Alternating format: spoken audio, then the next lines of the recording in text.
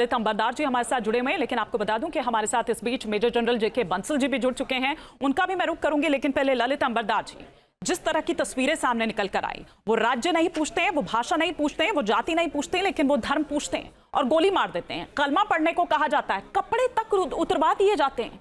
ये 90 का दौर वापस आ गया है क्या? आपने तो वो दौर देखा है।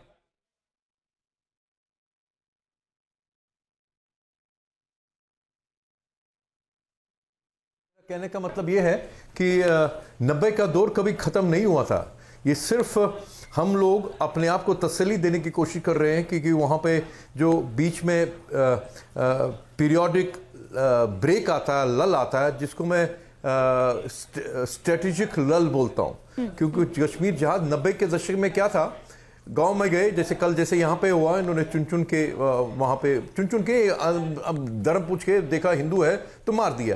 तो कश्मीर के अंदर जैसे हम लोग रहते थे, हम लोग किसी एक गेट हाउस में नहीं रहते, एक मोहल्ले में नहीं रहते, पूरे कश्मीर की वादी में 2 घर, 10 घर, 15 घर, 20 घर ऐसे रहते थे वहाँ पे। तो वहाँ पे जो जैसे वंधामा का मुझे जिक्र याद आता है, वंधामा मास किलिंग मैसेकर हुआ था, वहां पे पूरे गांव के हिंदुओं को इकट्ठा करके लाइन में खड़ा कर दिया और AK-47 से सबको मार दिया वहां पे।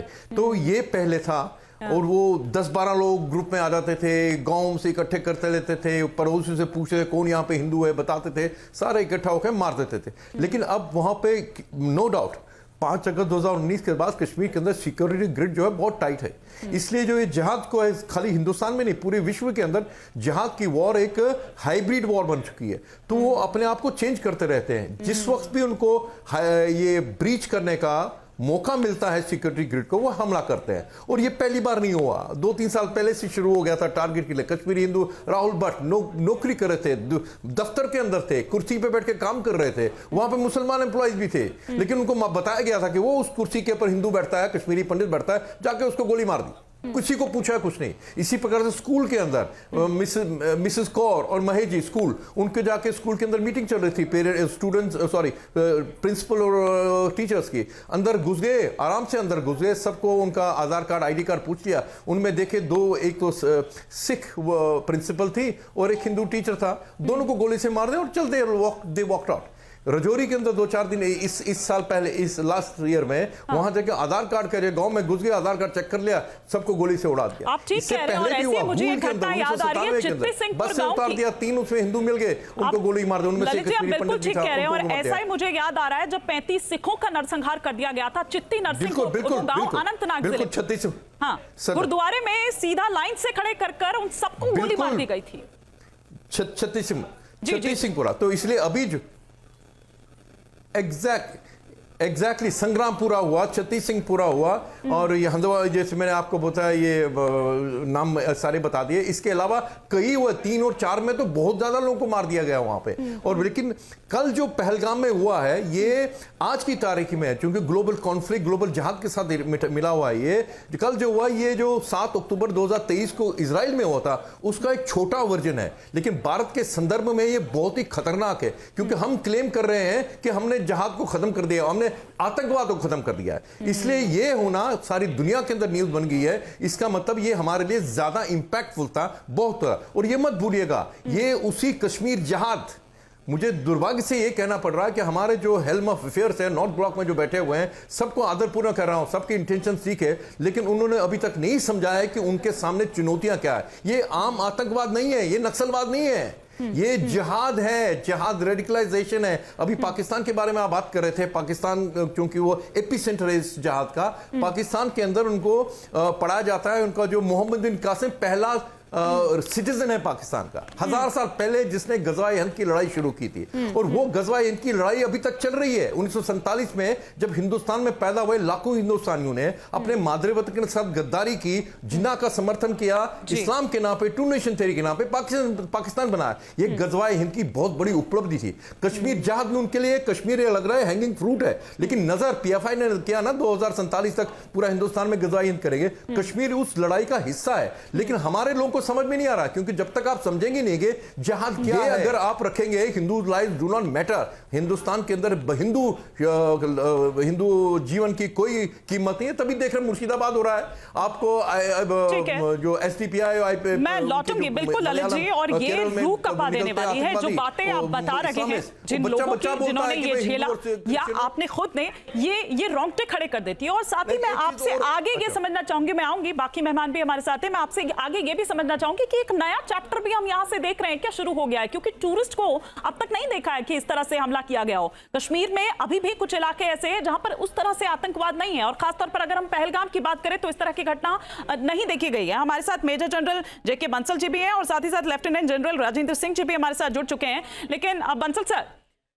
सिक्योरिटी की अगर मैं सिक्योरिटी के लिहाज से अगर मैं बात यहां पर करूं तो क्या आप मानते हैं कि ये एक फेल्योर है, ये इंटेलिजेंस फेल्योर है, क्योंकि उस तरह से वहां पर सिक्योरिटी नहीं थी। आप देखिए कि कितनी तादाद में वहां पर थे टूरिस्ट, लेकिन सिक्योरिटी के नाम पर कुछ ऐसा वहां पर नहीं था, और इसी का फायदा उन्होंने उठाया क्योंकि उनको पता था वो सिक्योरिटी पहुंचने में भी वहां पर देर लगेगी, वो ये भी जानते थे।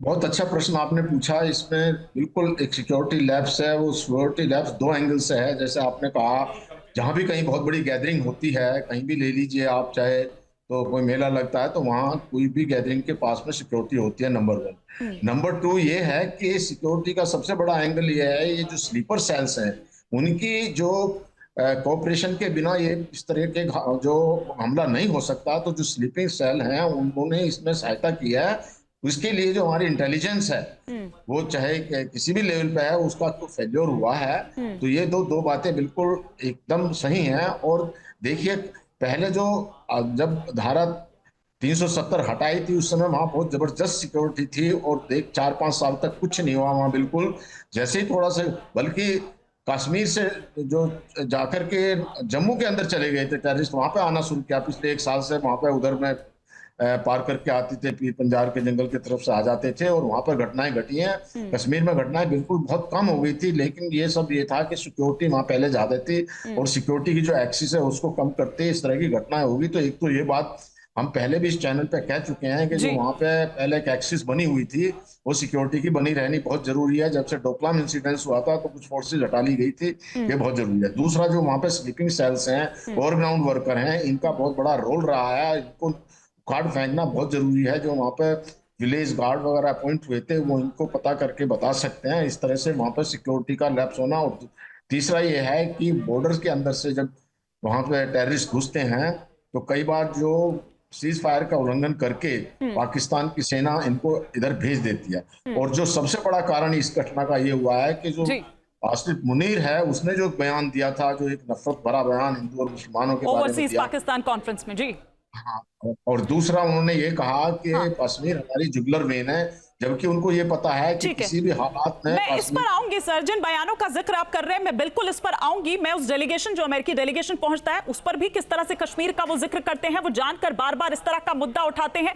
गिफ्ट भी करते हैं उनको वही बुक। आखिर क्या इसके पीछे की मंशा है वो बताता है पहलगाम में जिस तरह से अटैक हुआ। मैं इस पर आऊंगी सर, लेकिन हमारे साथ लेफ्टिनेंट जनरल राजेंद्र सिंह भी जुड़ चुके हैं। सर, मैं आपसे ये समझना चाहूंगी, अभी 2 महीने बाद 3 जुलाई से अमरनाथ यात्रा शुरू होनी है, उससे बहुत पहले तो सर यहाँ पर सिक्योरिटी उस हिसाब से हो जानी चाहिए थी, क्योंकि ये तो मेन रूट है।